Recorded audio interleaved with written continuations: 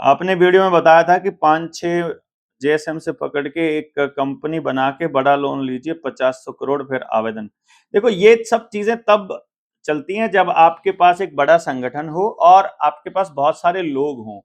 क्योंकि मैंने एक बात और बताई थी साथ में कि अगर आपको फाइट करनी है, जो बैंक्स आपके साथ धोखा कर रहे हैं उनकी बात जनता तक लेकर जानी है इस लड़ाई के माध्यम से। जैसे भगत सिंह ने कहा कि मुझे अंग्रेजों की उस पार्लियामेंट के ऊपर बम फेंकना है, लेकिन मुझे किसी व्यक्ति को मारना भी नहीं है, क्योंकि मैं चाहता हूं कि बहरी सरकार जो मतलब धमाके से उसके कान खुलें और वो उनको हमारी बात समझ में नहीं आती है।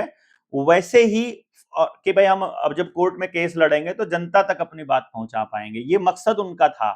इसी तरह से हमने ये कहा था कि अगर फाइट करनी है, अगर लड़ना है तो मतलब हम लोगों को ये क्लैरिटी होनी चाहिए कि भाई आ, हम ये लड़ाई लड़ने वाले हैं और लड़ाई में सर किसी का भी फूट सकता है। हमें नहीं पता है कि सही मतलब कौन कौन जीतेगा कौन हारेगा। और इस हर कंडीशन में हम लोगों को जो कोशिश करनी है वो ये करनी है कि आ, हम अपनी लड़ाई लड़ने के लिए लड़ें। मतलब बेसिकली क्या है, हर व्यक्ति जीतने के लिए लड़ता है।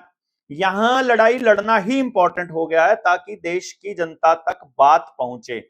मतलब देश की जनता तक बात का जाना जरूरी है, ना कि यहां पर जीत या हार का होना। जैसे भगत सिंह ने भी यही प्लान किया था ना कि भाई हम लोगों का फाइट करना जरूरी है, देश को बताना जरूरी है कि ये कर रहे हैं अंग्रेज, और अभी भी देश को बताना जरूरी है कि बैंकिंग व्यवस्था क्या कर रही है।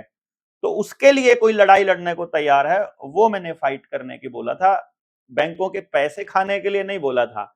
मैंने ये भी बोला था साथ में कि संदेश समाज में ये नहीं जाना चाहिए कि आप बैंकों का पैसा मारने के लिए ऐसा कुछ करना चाहते हैं। वो बिल्कुल नहीं मैं सजेस्ट करूंगा, और ना ही जनता सरकार मोर्चा का कोई साथी पैसे के लिए ये सब करेगा। वो लड़ने के लिए करे, इनकी पोल खोलने के लिए करे, वो अलग बात होती है।